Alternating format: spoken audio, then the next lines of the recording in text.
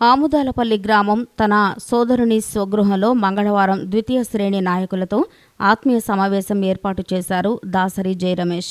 ఈ సందర్భంగా జయరమేష్ మాట్లాడుతూ చంద్రబాబుపై తనకున్న అక్కసు వెళ్లగక్కారు.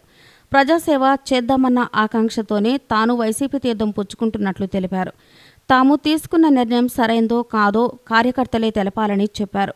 తన సోదరుడు డాక్టర్ దాసరి వెంకట బాలవర్ధన్ రావు ఎన్నో ఏళ్లుగా తెలుగుదేశం పార్టీకి నిబద్ధతతో కూడిన నాయకుడిగా సేవలందించారని, ఆయనకు కూడా ఆ పార్టీలో సముచిత స్థానం లభించలేదని ఆవేదన వ్యక్తం చేశారు.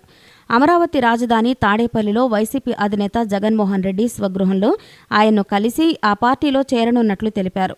అలాగే విజయవాడ పార్లమెంటు స్థానాన్ని కోరనున్నట్లు ప్రకటించారు.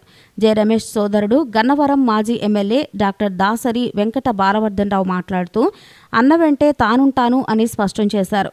ఇన్నేళ్ల రాజకీయ జీవితంలో తాను పార్టీ నియమ నిబంధనలకు కట్టుబడి పనిచేశానన్నారు. అన్న జయరమేష్ సహకారంతో అనేక సేవా కార్యక్రమాలు చేపట్టి ప్రజల అభిమానాన్ని చూరగొన్నామన్నారు.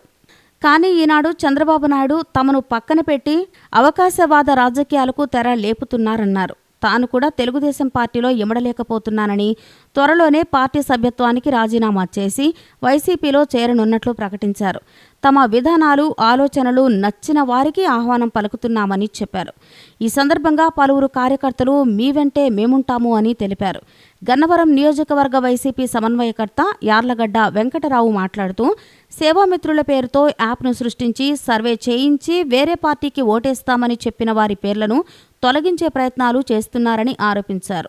రానున్న ఎన్నికల్లో ఓడిపోతానేమో అనే భయంతో ఆయన కుటిల రాజకీయాలు చేస్తున్నారు అని ఎద్దేవా చేశారు. ఈసారి వైసీపీ అధికారం చేపట్టడం ఖాయమని, జగన్ సీఎం అవడం తథ్యమని జోస్యం చెప్పారు.